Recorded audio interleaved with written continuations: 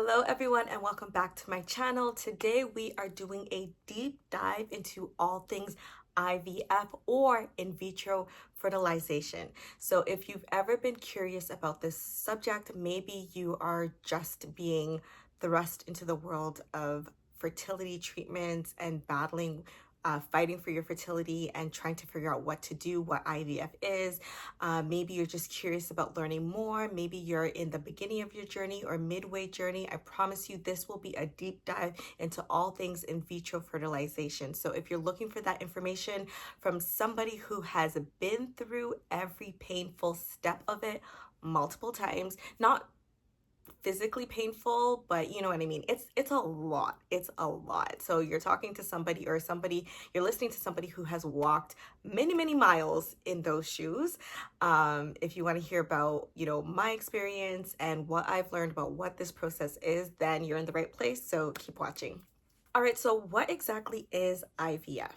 IVF stands for in vitro fertilization, and basically it's a process that people who are having difficulty conceiving a child can go through in order to assist them in achieving this outcome of a baby. So it is also called assisted reproduction, or ART for short. And I know there's quite a few clinics with the word ART in them. Listen, the world of fertility, fighting for fertility, infertility is full of all kinds of synonyms. You need pretty much a brand new dictionary in order to understand what all these terms are, but there's one of them. ART stands for assisted reproduction technology. And IVF is one of those assisted reproductive technologies that helps couples who are struggling to have a child conceive. So that's what it stands for. So in the most basic sense, IVF is when you take a sperm and you combine it with an egg, and then fertilization occurs outside of the body in a petri dish, essentially. And hopefully, if it's successful and fertilization occurs, then what is produced is called an embryo. And the embryo is then taken and implanted back into the woman's cervix, into her uterus. And that is where the embryo will hopefully attach and begin to grow, and which will result in a child or a live birth. That is IVF in a nutshell. So now let's break down the actual process of IVF so you can understand exactly how it all works. So the very first step in this process is ovarian stimulation. Okay, so it kind of is confusing. They're going to give you birth control, and that is to pretty much bring your ovaries to zero. They don't want it stimulating any hormones. They don't want them being active at all. They bring them all the way down to zero. So you're going to get prescribed birth control.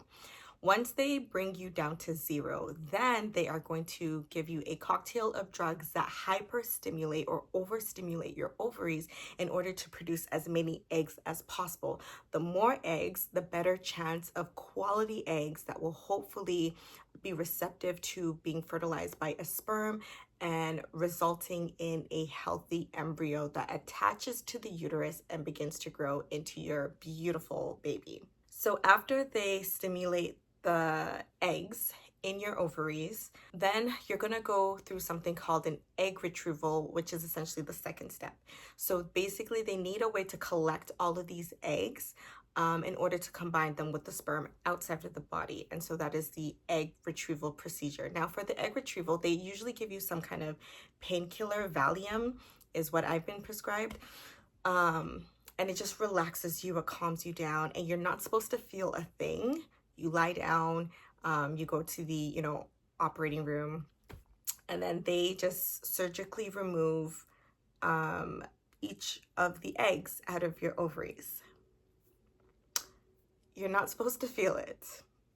However, there are chances where, and I don't say this to scare you, I say this because this is why I'm so passionate about patient advocacy, because you need to do your due diligence in taking your healthcare and the team you choose to provide healthcare to you into your own hands, and make sure that you are on the same page. Make sure they respect you. Make sure they have bedside manners. Make sure they actually care about the outcome of what you're going through, because this is a lot of money, guys, and it's a lot of emotional physically taxing. There's just so much that it takes out of you. And so you just want to make sure you're in the best hands possible, the best healthcare provider possible. I'll digress a little bit to share my horror story, and I'll just leave it there. It's not, it's rare. It's if you don't go with the right provider, if you don't make sure you get a second opinion, if you don't make sure you're with somebody who really cares about you and not just the money, because people often go into this process. My husband and I went into this process thinking, oh, the doctors, they're professionals, they're the experts, they're going to take care of us, they're going to make sure they do everything possible in order to give us a baby. But that is not true. There are a lot of these, I'm not going to say a lot. Some clinics are in this business for money.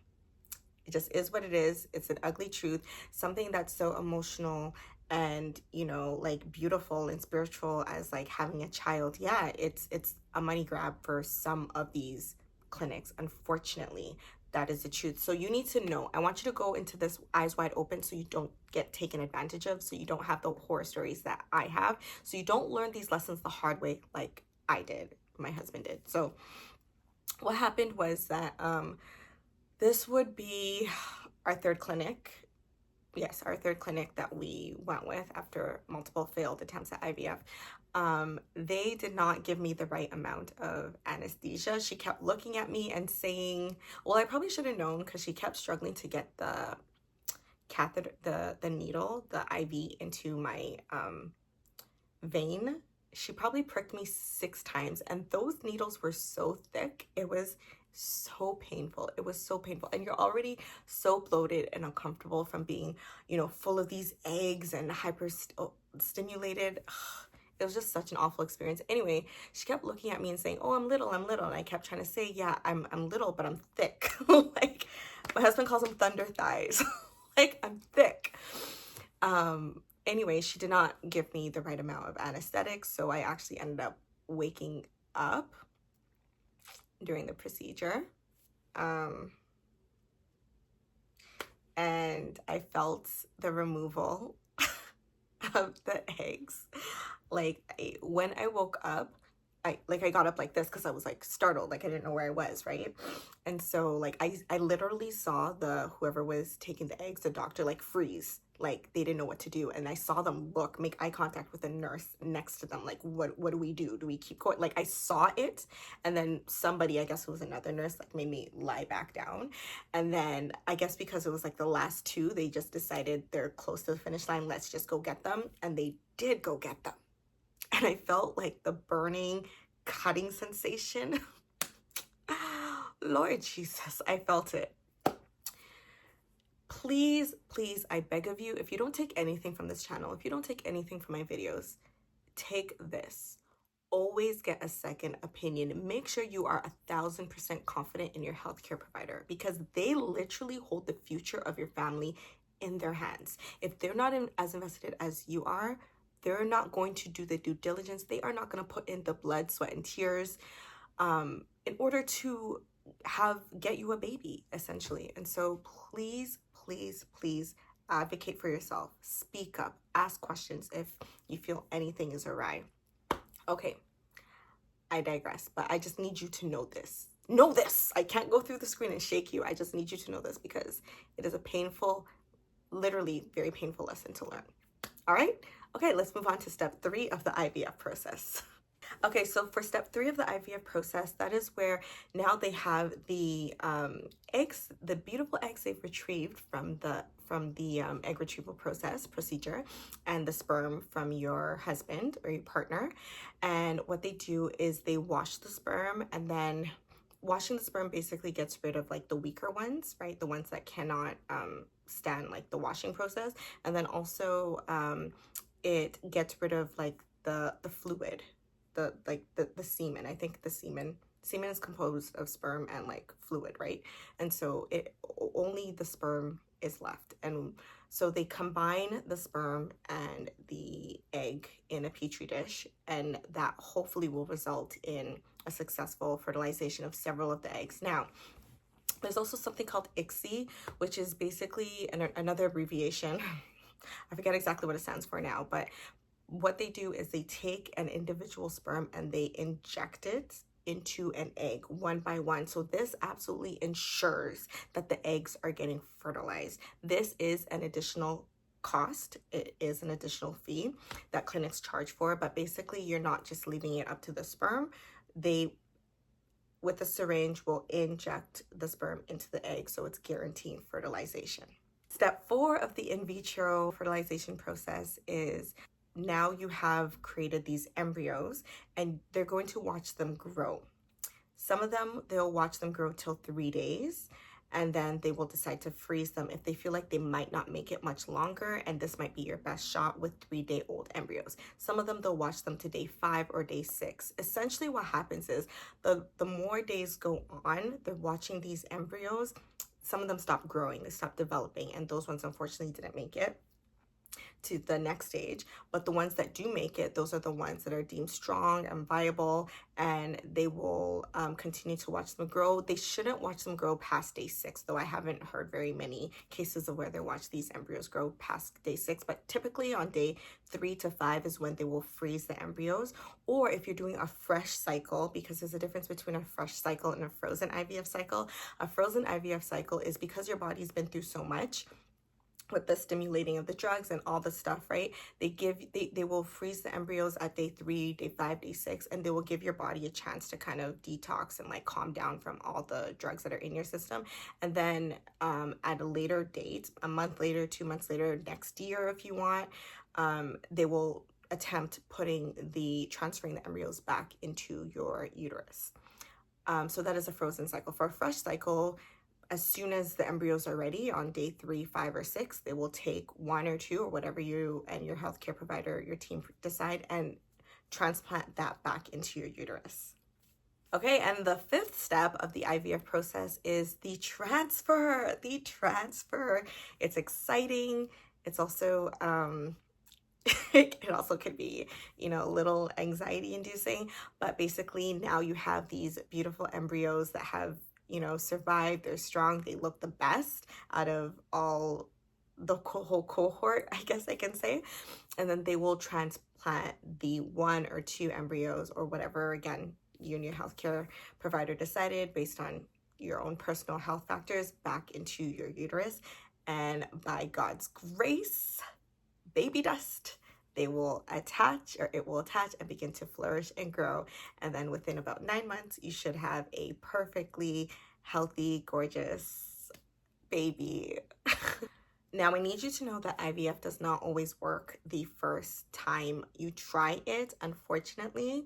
I actually was coaching one girl who, she's my sister. I love her so much. She's absolutely incredible. Her testimony is actually on my Instagram page.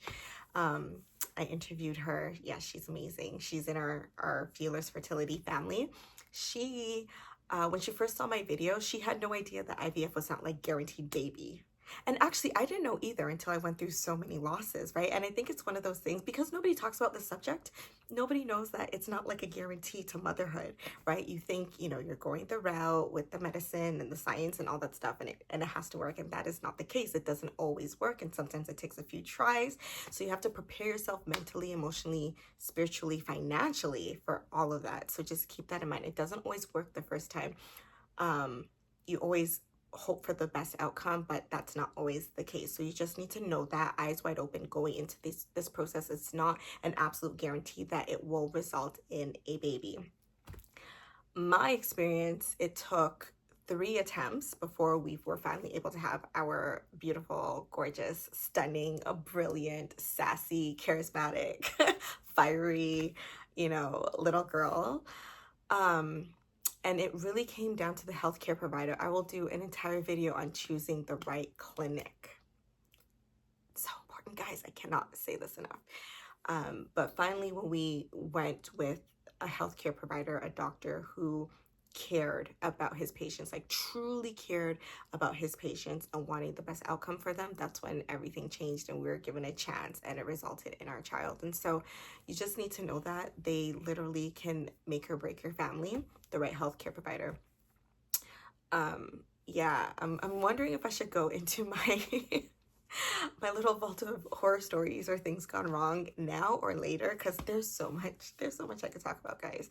But yeah, just know that it doesn't always result in a positive pregnancy the first time. It can take a couple tries, and that's okay. Just keep that in mind. You will get there. I heard one of my friends, um my my daughter's friend's mother actually told me this quote, and it's just stuck with me. It's such a beautiful quote, and it goes, if in the end things will be okay, if things are not okay, it's not the end. That means no matter how broken and shattered you feel and the pieces of your heart that you're staring at the floor, you're going to take a deep breath, you're going to take time to heal, you're going to come back and you're going to try it again. And that's okay. It's totally okay. There's no shame in that. Let's release the shame and the guilt that says I shouldn't even be getting help. I shouldn't talk about it. I tried it and it failed and I'm a failure all over again. Absolutely not. Absolutely not. Okay. There's such a thing as genetic testing, even with the embryos. And this is something that they encourage above the age of 35 because what is the statistic? 30%?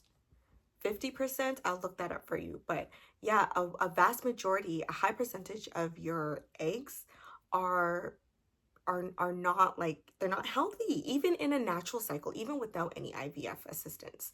And so that's why women have miscarriages sometimes, and they blame themselves. But it's like, the odds weren't in your favor to begin with. But unless you go back, you know, in the womb during the beginning of the process, and you have somebody watching and saying, this actually, this embryo, this is a mosaic that actually doesn't stand the best chances, you're gonna come back and blame yourselves. And we need to let go of that. Who started blaming women for losing children anyway?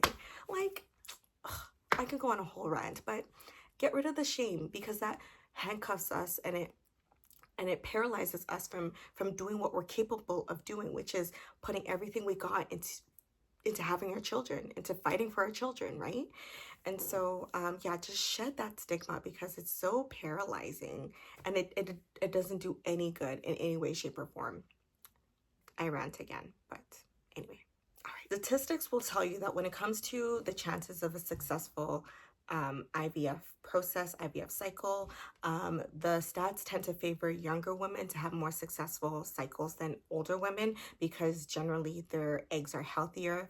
But take that with a grain of salt, because again, my personal experience, when my husband and I first started trying with the clinic, I think I was 26, 27, and they kept telling us all the right things, like, we're young, we're healthy, we don't smoke, we don't drink, my husband is super athletic, you know, I'm you know, in decent shape myself, like, yes, our embryos are grade A, etc., etc., all this stuff. And in the end, guess what? No baby. We tried multiple times with that clinic, no baby. And it wasn't even our fault, it was the fault of the clinic, which in hindsight they actually confessed without confessing, because obviously then they're liable, opening themselves up to lawsuits and stuff. But I remember being on the phone with our doctor, and she said in hindsight they should have listened to us and changed certain things in the process. But I'm telling you this because I need you to know that as much as the statistics say whatever, the patient who advocates for themselves, who communicates clearly, who is in the hands of a trusted healthcare provider, they're on the same team, and the healthcare provider has a vested interest, or actually, you know, wants to see you successful, that is the patient that will have a baby in their arms at the end of the day. Okay, that is the one who is doing everything they can in order to work with a proper healthcare provider, one that has been vetted, one that has, I don't know if it's like reviews you're checking, just one that you feel good about and confident about. They're the ones. It's not about the stats, okay? Stats. Don't let the stats sway you. Don't let the stats bring you down. Don't let the stats make you feel like this is not going to happen for me. I was 36. No, I lied. 34. So we started at 26, and I was 34 when I had my baby. Okay? All those years, almost 7 years, just gone. Pain, trauma, heartbreak, miscarriages, money, tens of thousands of dollars down the drain. Why? Healthcare provider. And things I didn't know. So that's why I have this channel to share with you guys. I hope you feel my heart in this. It's just, I don't want you guys to go through this the hard way. I really don't. And so that's why I'm sharing. So forgive my tangents, please. So how do you know if IVF is right for you? So for me and my family, from me and my husband, we went through a lot. There's a lot of research, a lot of trust, blind faith, and also a lot of prayer in order to figure out that, this is the way we should go. And even throughout, prayer is what sustained us. Not only sustained us, prayer is what helped us to navigate through. There's another girl, Michelle, in our community who's currently pregnant, and I'm pretty sure she's about to have her precious miracle rainbow baby very soon. She thought she was done. 2 years ago, she thought she was done with trying. She tried so many times, it failed. Even shared the story of losing her mother during that time when she lost their last embryo, and it was so heartbreaking. And then she decided, you know what, through just taking time to be still, taking time in prayer, that it was time to try again. God has said, it's time. It's okay to go ahead. And she ended up pregnant, and she was gonna give up.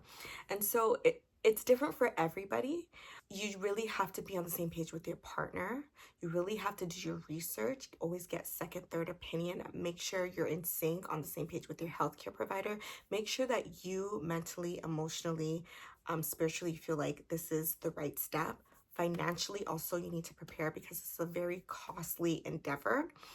And so once you evaluate all those things, then you can make the conclusion of whether or not this is right for you. And so the answer is going to be different for everybody, but I hope this bit of information helps you make an informed and empowered decision, because this is not something light. This is not a walk in the park. Okay. So I hope this video was helpful. I hope that, you're able to take something away from it, and my rantings didn't take too much away from it. I'm just going to leave you guys with a quick prayer. Dear Heavenly Father, I want to pray for every mother in waiting watching this video, Lord. I just commit them into your hands, and I just pray that you'll give them wisdom. You'll give them the understanding. You will give them the peace, Lord, that you are in this. You are with them even right now, God. Even if they have a bunch of questions, even if they are confused, even their hearts are broken, Lord, you are still with them, because you never abandon your children, Father. I just pray for guidance. I pray for protection. I pray for your spirit of comfort that surpasses all understanding to dwell with them at this time. Help them to wait on you. Help them to be able to discern your voice and know which way to go, Lord. I just pray that every physician, nurse, healthcare provider that they will work with, pharmacist, Lord, will just have a spirit that is led by you, and that just everyone around them will just help them to feel your love and your blessing through them, Lord, so that they can receive their breakthrough and give you all the praise in the end. In Jesus' name, I pray thanksgiving. Amen. If this video was helpful, please thumbs up, subscribe, share with somebody who you think it can help, and I will see you guys in the next one.